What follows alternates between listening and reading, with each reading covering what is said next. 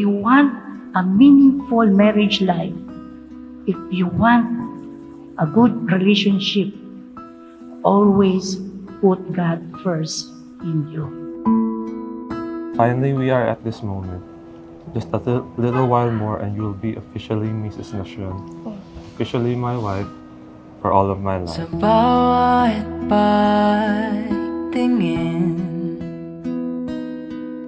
sa bawat Uumpisahan ko sa salitang salamat. Salamat kasi ikaw yung mga tama sa mga naging mali ko. The day we first met, I didn't expect na magiging tayo. Kasi napaka-opposite natin. Tahimik ka, ako naman outgoing at makulit. Kumbaga, introvert versus extrovert. ang bawat himig. See you each moment of my life. See your pretty face every time I wake. Be always together in your warm, loving embrace. I knew I wanted to be with you, always. Asahan mong di ka. Way back more than 8 years ago, nung time na nakilala mo ko. But during that time, may boyfriend ako. Kaya hindi kita napapansin. But the day we broke up, I always pray desperately to God na sana make my next be my last. Sabi ko, God, sana po yung magiging next ko, make my next be my last. Sabi ko. Tapos yun, hanggang sa nagtagal kami, tapos napag-usapan na yung wedding. Until now. Rizalin, bukal ba sa iyong loob ng iyong pagpaparito upang makiisang dibdib si Julius na iyong pakamamahalin at paglilingkuran habang buhay? Opo, Father. Julius, bukal ba sa iyong loob ang iyong pagpaparito upang makiisang dibdib si Rizalin na iyong pakamamahalin at paglilingkuran habang buhay? Opo, Father. Sa bawat panghuhusga. Kasi hindi siya nagbago from the beginning until now. Yun pa din siya. Hindi siya talaga nagbago. Kung may magbabago man, ako yun. Sana maging matatag din kayo upang sa ganun, yung mga plano nyo sa buhay, makaptan nyo. Maging successful kayo sa lahat ng mga hinahangad nyo sa buhay. Kaya magmamahalan kayo habang buhay. Bog ng araw at ilaw. Hi baby, sana magustuhan mo tong gift ko sa'yo. Suot mo lagi para lagi mo akong maalala. Mahal kita palagi, alam mo yan. Sa simpleng gift na ito, sana mapakita ko kung importante ka sa buhay, kung mahal na mahal kita, baby. Oh, cheesy! Thank you, baby, sa gift. See you sa altar. Love you. Cheesy! Mamahalin kita. And that's the time na ikaw yung dumating. Di man ikaw yung first love ko, pero ikaw naman yung makakasama ko for the rest of my life.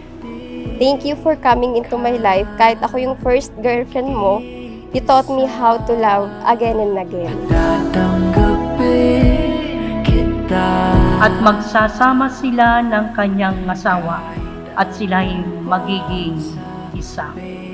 Kaya hindi na sila dalawa, kundi isa.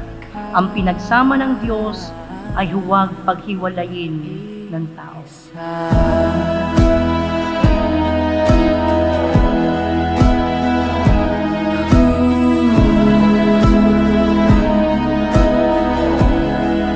Nandito lang ako palagi gagabay sa'yo. Pagmamahalin kita.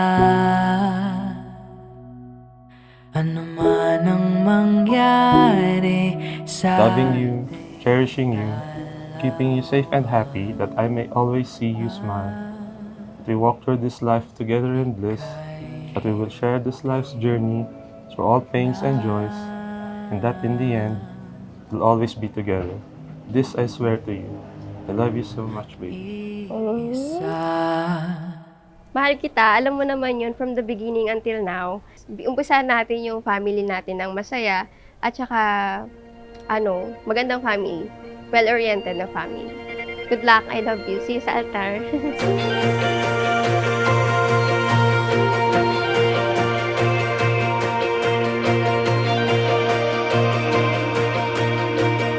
job, guys. Congrats. Sige, thank you. First time ko ba? Mas delikado pag hindi first time. Ikaw na pala. May time kasi Natasha? na nasa company siya. Crush na pala niya ako. Kaya lang that time, may boyfriend kasi ako. Every page that turns, oh, you pull. First time na nakita ko siya, yun, sabi ko, ganda. Ganda, tapos nakan. Yun, parang na-attract ako.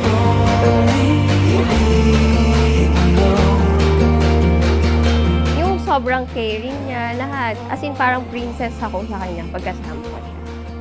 Ah, naiyak na ako.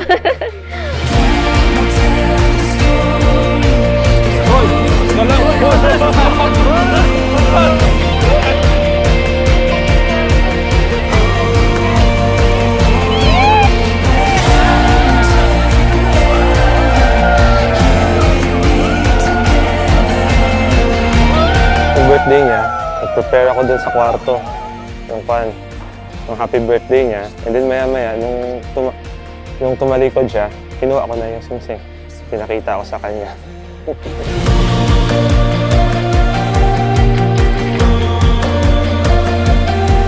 Medyo, inaantay ko na. Kasi sure na ako sa kanya eh.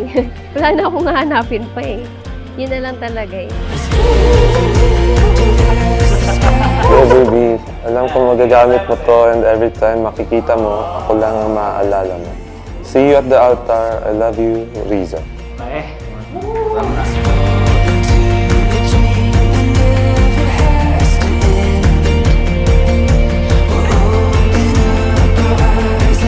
For all the moments we've shared, for all the memories we've made, for all the stories that are yet to unfold, and for the family that we will raise, I promise we will always be together. I will hold on to you forever, and I'll always be by your side.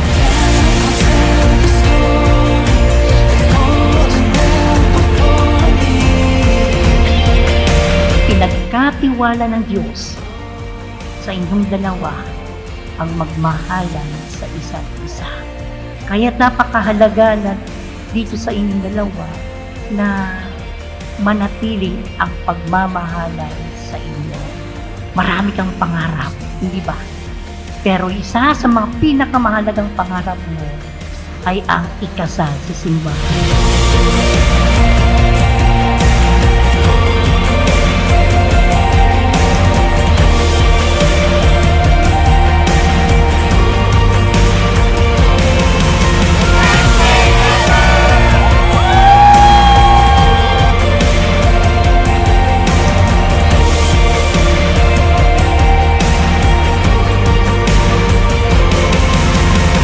Always kong ipagdarasal na basbasan tayo and let God be our guidance na makasama ka araw-araw at sa susunod na buhay. I love you so much, Rudy.